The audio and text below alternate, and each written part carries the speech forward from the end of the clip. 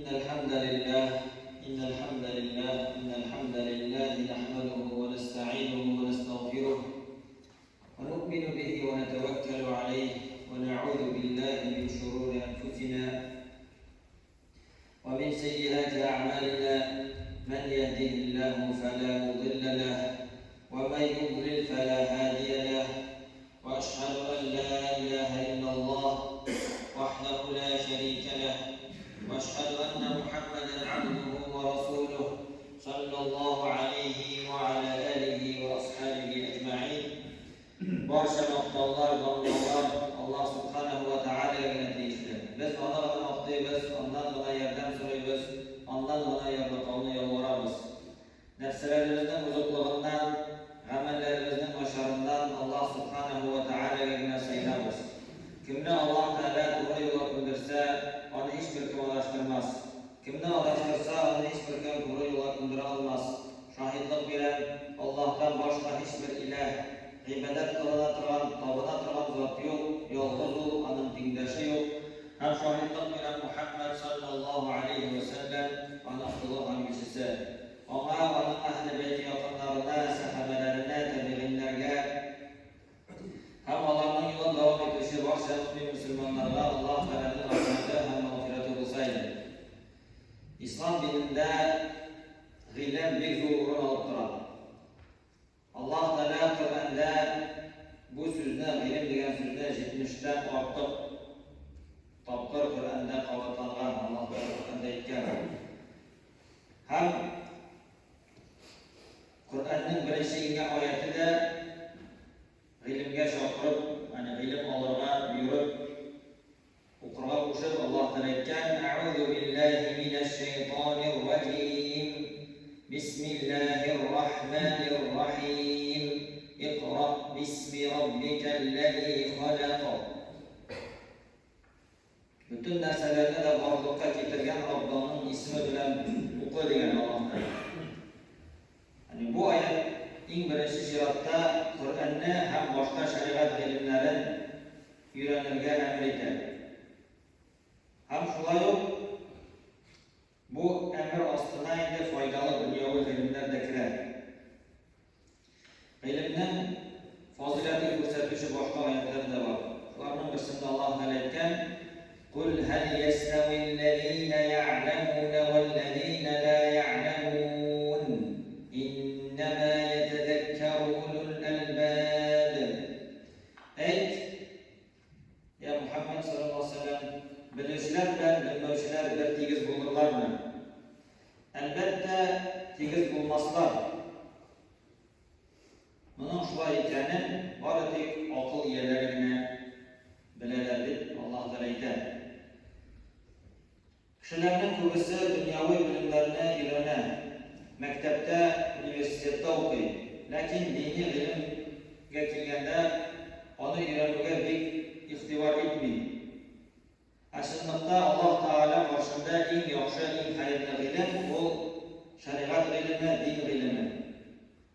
Ya'ni Qur'on ham islom dini bilan bog'liq bo'lgan ilmlar. Chunki ular kishilarni gunohlardan saqlaydilar.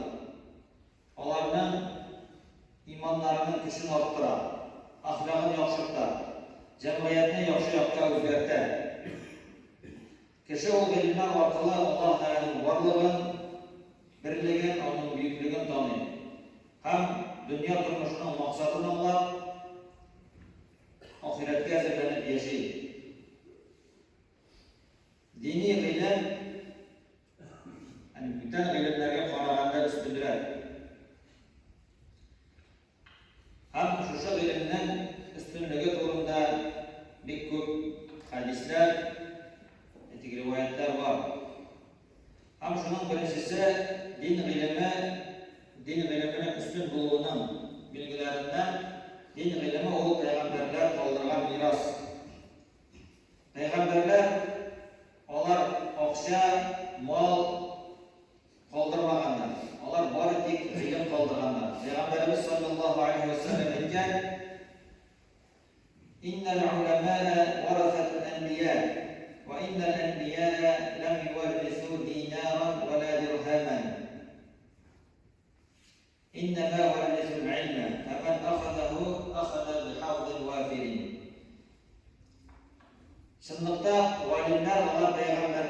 varislari, Peygamberler dinarni da, dirhamni da miras etib qoldirmadilar. Ular boridik ilmni qoldirdilar. Kim shu ilmni olsa, shu narsani olsa, u endi zo'r ulush olgan bo'lar deb Peygamberimiz sallallohu alayhi vasallam aytgan. İkinci üstünlüğü ilim qolar.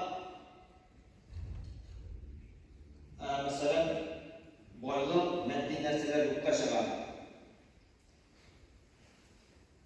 Mesela Peygamberimiz sallallohu alayhi vasallamning sahabasi Abu Hurayra radhiyallohu anhu bir fakir kishi bo'lar. Onun başarında da rezil olmagan vaqtlar ko'p bo'ladi. Lakin musulmonlar orasida onu bilmagan kishi yo'q deyarli. Çünkü o ilk ko'p hadis topshiruvchi sahabalarning birisi. Ham ona endi har asrda endi musulmonlar bilganlar. Ali ibn Abi Talib radhiyallohu anhu ilm olishning boylik ko'pligi qaraganda ustunligin ko'rsatib aytgan. Ilm boylikdan xayrliroq degan. Ilm seni saqlaydi, sen boylikni saqlaysan. Yani boylik ilim olg'ash, ilim kishini saqlaydi, boylik qilsang, sen u boylikni saqlashga tegishlisan. Ilim hukm etuvchi, boylikning o'zini hukm etadi. Boylikni sarf etuvga u azaya, ilimni sarf etuvga, uni o'rgatuvga u orta deb Ali radhiyallohu anhu aytgan. Ibn Abbas radhiyallohu anhudan keltirilgan dini ilim Allah'ın üstünlüğü ko'rsatib o'tgan. Süleyman Peygamberga alayhissalom ilim, podshohlik ham boylik orasida birsin saylov huquqi berildi deydi. Ham u ilimni so'ylab oldi deydi. Shu sababli Alloh taolo boylig'ini da, podshohligini da berdi deb aytgan.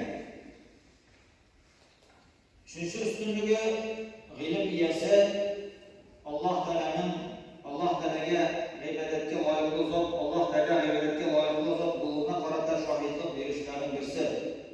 Alloh taolo ilm egalarining darajasi ko'rsatib, shunday deb aytdi: "Shahidallohu annahu la ilaha illa huwa wal malaikatu wa ulul ilmi qa'iman bil qist. La ilaha illa huwal azizul hakim." O'zidan boshqa ibodatga loyiq zot yo'q deb maxluqlar orasida adillikni saqlab, Alloh taolo o'zi, farishtalar ham ilm egalari shohidlik berdi deb Alloh taolo Qur'onda aytgan. Alloh taolo bu oyatda eng birinchi siratda o'zi, ondan farishtalarni ham ondan so'ng ilm egalarini esga oldi. Oyatning shu ravishda keluvida g'oliblarni Alloh taolo qarshidagi zo'r darajasi ko'rsatadi. Ondan ilimning ustunligi, diniy ilimning ustunligi, 4-5 ustunligi u ilim kishini jannatga olib boradi.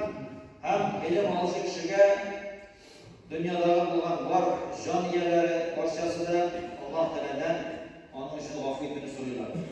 Peygamberimiz sallallohu alayhi vasallam aytgan: "Men salaka tariqan yabtaghi fihi ilman sahhalallahu lahu tariqan ila al-jannah. Wa inna al-malaikata la tad'u ajnihataha li talib al-ilmi ridan bima yasna'u. Wa inna al-'alim la yastaghfiru lahu man fi as-samawati wa man fi al-ard hatta al-hitanu fi al-ma'i." Peygamberimiz aytgan, kimni ilm olishga chiqsa, nindidir bo'lsa yo'lga ilm olish yo'lina bossa, Alloh taolo unga jannatga olib borish yo'lini yengillaytadi. Ham farishtalar ilm olishi kishiga rizoliklarini bildirib, qonatlarini jayiladi. Ko'kdagi ham yerdagi jon egalari ilm egasining gunohlarini afv etib so'rab, Alloh taolaga murojaat etadilar. Hatto suv ostidagi bo'lgan baliqlar da deb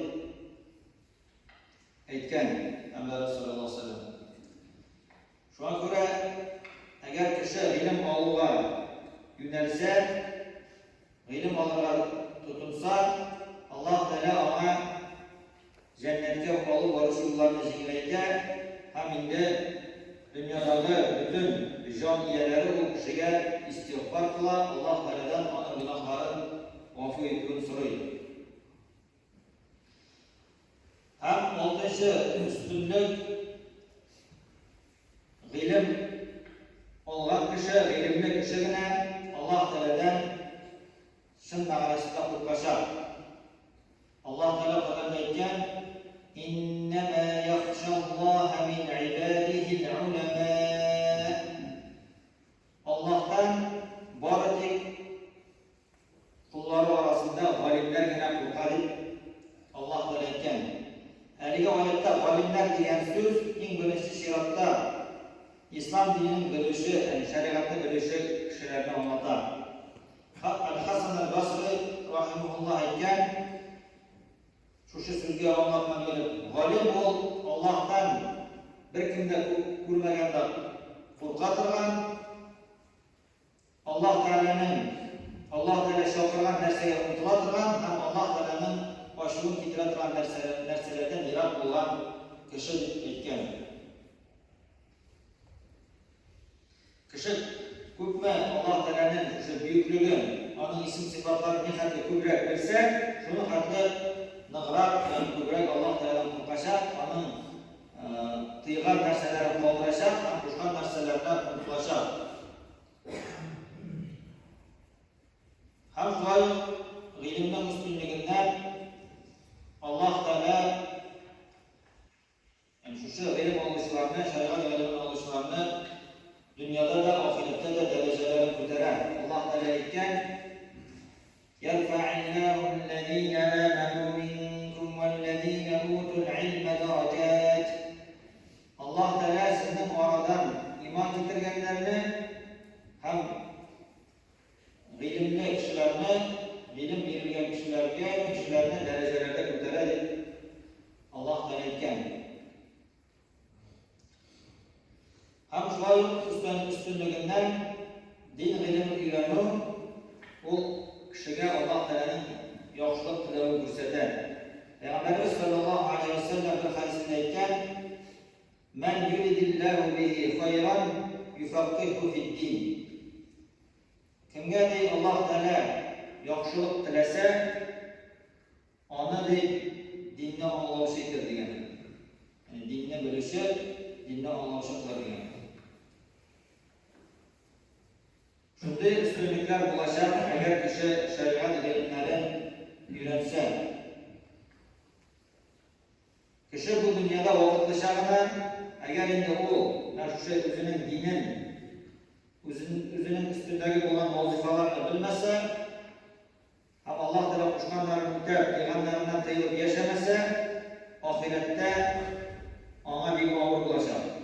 Шуңа күрә һәрбер мөселман, һәрбер кеше дин гыйлеменә омтылырга тиешле. Шулай ук Абу Дарда радиллаһу анһу гыйлемнең фазилаты, дини гыйлемнең фазилаты турында шулай дип әйткән: «Кун алиман ау мутааллиман ау мустамиан ва ла такун ар-рабиъ фатаһлак» дигән.